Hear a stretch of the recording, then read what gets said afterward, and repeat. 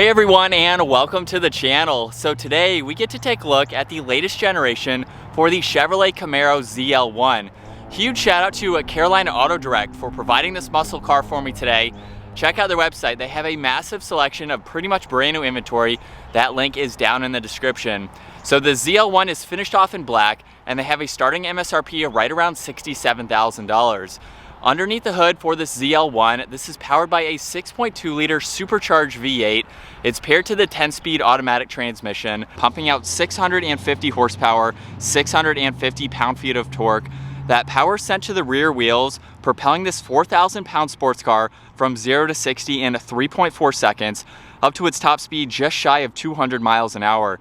This also has a fuel capacity of 19 gallons. You'll expect to see around 14 miles per gallon in the city, 20 out on the highway. This also has a wheelbase of 110.7 inches. Its overall length is 190.2. It has a width of 75 and a height of 52.9 inches. As we move on to the exterior styling now for the ZL1, the front end of this muscle car is meant for aerodynamics and functionality. So there are plenty of cutouts, including the hollow Chevy bow tie right in the middle, just to add some more cooling.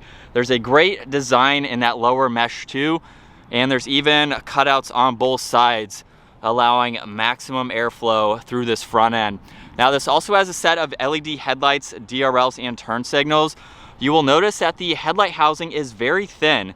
It matches nicely with the upper grille, and they're recessed slightly. So there's a lip here for the bodywork just in front of that. Gives it more of that hunkered down appearance, being sunken in. There's also part of the DRL strip in the vertical design just underneath that. And this has a massive front spoiler, very nicely incorporated into the front end. I think it works well, gives it that added aggression. And for the hood, massive hood scoop right in the middle. You can opt to get this in carbon fiber. This one is body colored, so it blends in a little bit more nicely. We have the ZL1 badge, as well as this being a functional heat extraction vent. So that way airflow can go right through the middle and exit out, channeling up over the roof. So for this ZL1, one of the most aggressive front end designs, I think, for the muscle car segment. Now as we work our way to the side, this has a set of 20-inch wheels, complements this black very nicely with the dark gray trim. This even has Brembo brake calipers with 6 pistons up front and 4 pistons in the rear. This has body colored side mirrors, no sunroof for this model, however that is an option.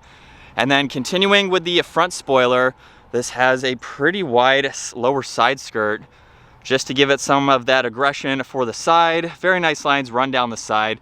And then you can see just above the gas cap, there's another distinctive arch for that rear fender. Now for the shark fin antenna, this also has a camera on the back of it that's incorporated with the rear view mirror, which we will show once we hop into the interior. And for this rear end, it has a massive body colored spoiler. Third brake light is right in the middle of that trunk with the 3D dimensional LED taillights. Very iconic for the Camaro. They have a great design to them. This has a traditional backup camera with all the parking sensors and that quad tip dual exhaust with the active valve, which you will hear very shortly. So that's a look at the exterior for this ZL1. Pretty classy, being finished off in black, yet it's also very distinctive, being the ZL1. Now as we work our way to the trunk, you can double tap the button on the key fob, or you can use the hidden button up underneath by the backup camera. From there, we'll manually open this up, where there's a good amount of storage located in the back. Now I will say the one downside is how small of a trunk opening this actually has to get in some larger items. But once you get them into the back, as you can tell with the back seats up, plenty of space for any items that you would like to place. The back seat also folds down. It is one solid piece, so the entire back will go down if you have some larger items that need to go through. And there's even a little bit of storage up underneath the floor with some added components that you can easily store out of the way. So it's a very practical sports car with the amount of space that is offered, including the back seat area, which we will work our way to. Now hopping into the interior, you can use this chrome button right here to lock the vehicle. Would be nice to see that blacked out. But once we work our way to this door panel, it's covered in alcantara. This has the interior ambient lighting strip, so that's in that brush trim piece surrounding all the window controls and side mirror adjustments. The Bose audio is offered for this model. There's also the trunk release. There's the memory seating adjustments with the easy access, lock and unlock with the door release, and then a little bit of storage is located in the back. Now there is some plastic running right through the middle, but with all of the alcantara, it's very hard to notice that. Camaro is also spelled out down on the door sill, and then for the Recaro seats, they're finished off in leather and alcantara with ZL1 and Recaro right in the middle. It is a beautiful seat with all of the red piping, the red stitching, and then of course the red seat belts to match.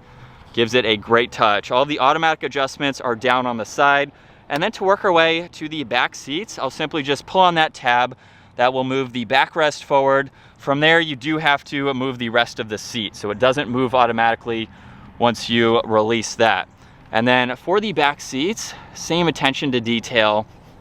And at 5'10", as I hop into the back, you are not buying this sports car to be a practical four-seater. You can tell not too much legroom there with that back seat all the way back. But if I had to be back here, I could. There's a wireless charger right in the middle, and my head is up against the headliner. I am ducking pretty good, so I could ride around town 5-10 minutes, something like that. It's mainly for the added storage, being able to fold this seat down, or if you need to stuff someone in here for a quick city trip, you have the option to do that.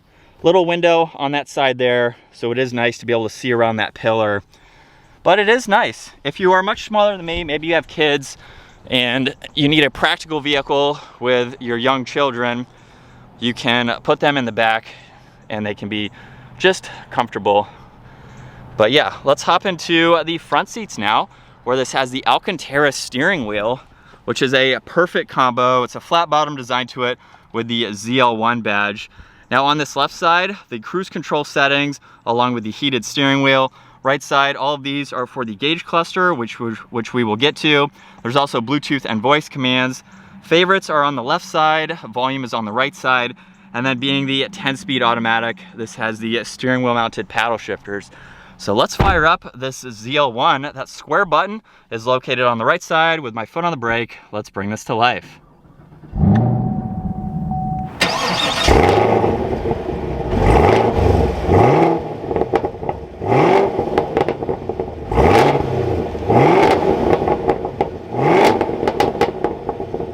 And coming back to the gauge cluster, on the left side is the tach, on the right side is the miles per hour, and right in the middle, running across the top, is some fixed information like the fuel level, along with some other vitals, oil temperature, and underneath that, you can go through a lot more information, where currently it is showing the miles per hour.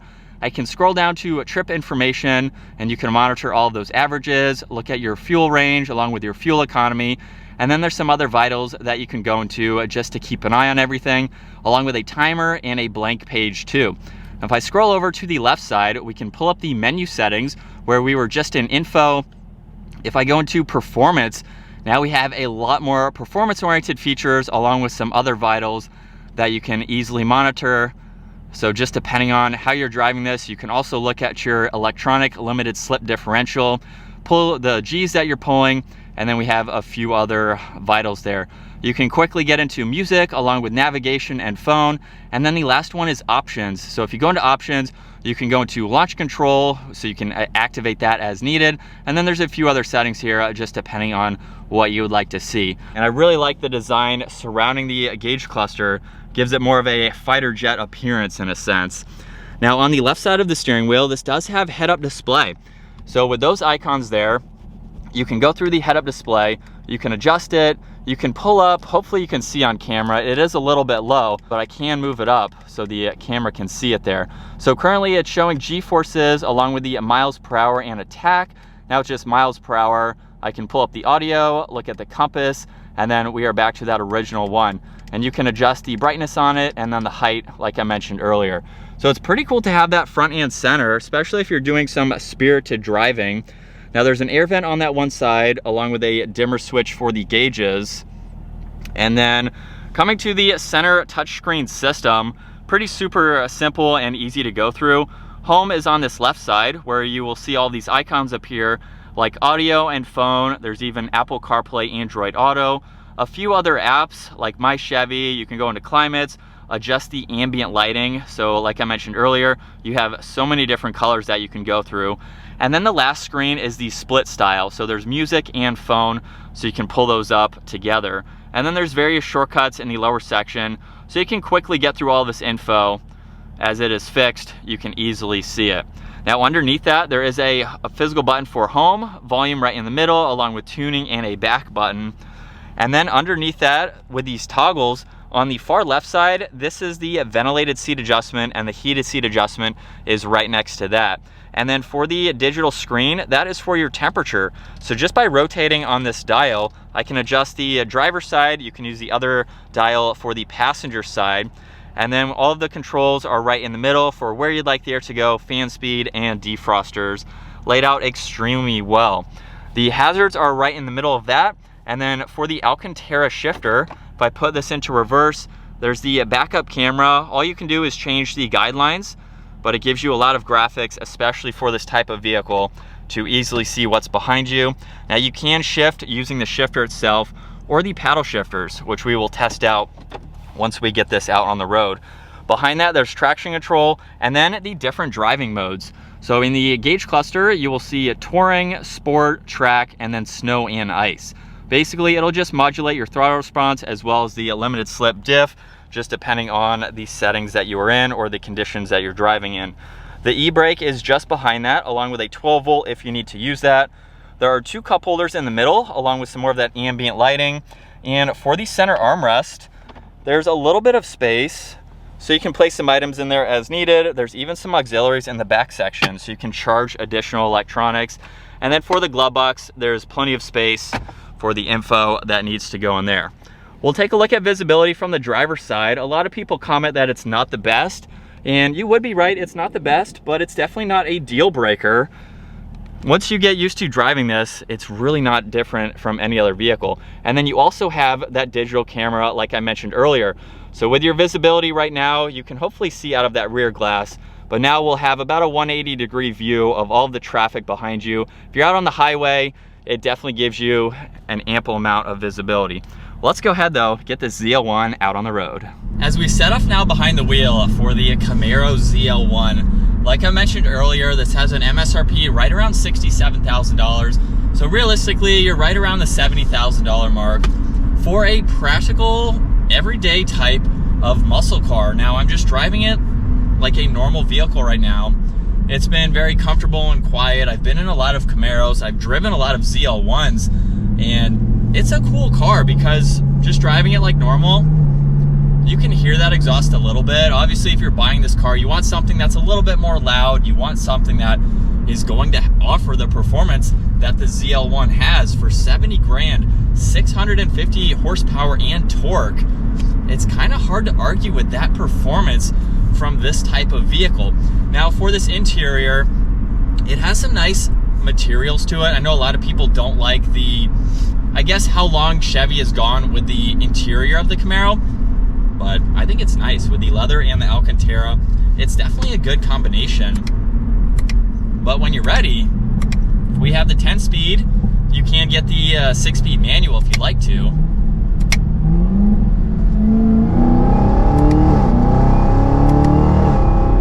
You can hear a little bit of that supercharger whine, but you mainly hear that exhaust.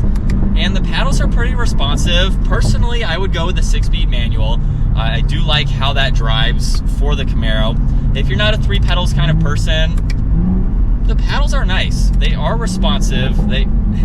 I gotta let the car do the talking.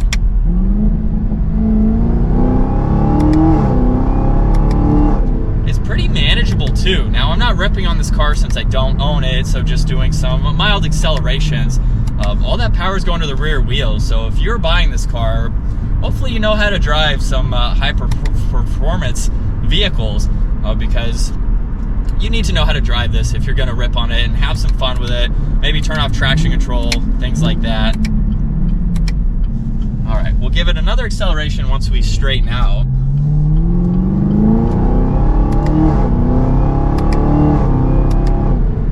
That doesn't get old. That sounds good for a stock exhaust.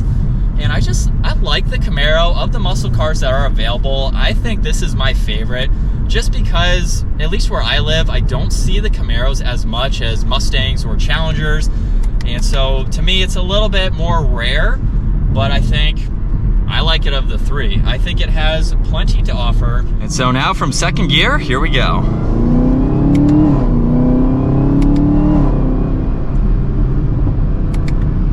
Get some puffs in that factory exhaust. That sounds very, very good.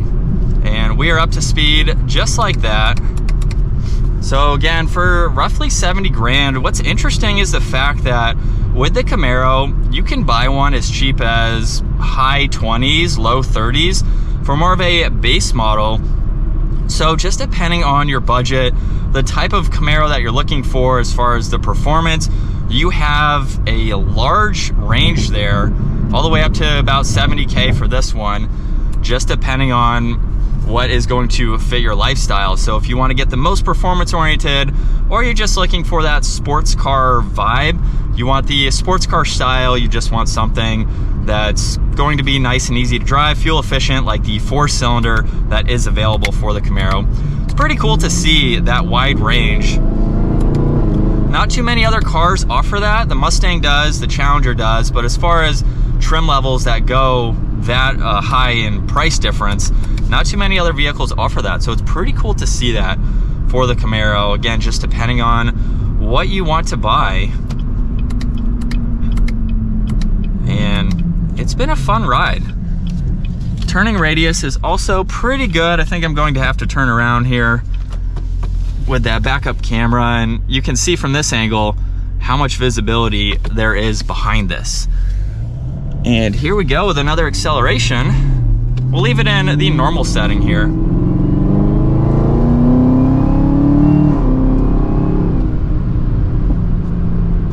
Definitely sounds good. So if you're in the market for pretty much a 2-seater, you have the option in the back there, trunk space. If you just want a good daily driver that's highly, highly performance oriented, definitely check out the Camaro, because this is a good combination. With the exterior, it's a really classy look with this particular model. But I think that is going to wrap it up for the latest generation for the Camaro ZL1. Once again, a huge shout out and thank you to Carolina Auto Direct for providing this vehicle for me today. Check out their website, that link is down below. Give the video a huge thumbs up if you enjoyed it. And consider smashing that subscribe button so you don't miss out on our daily uploads. I will see you all in the next video.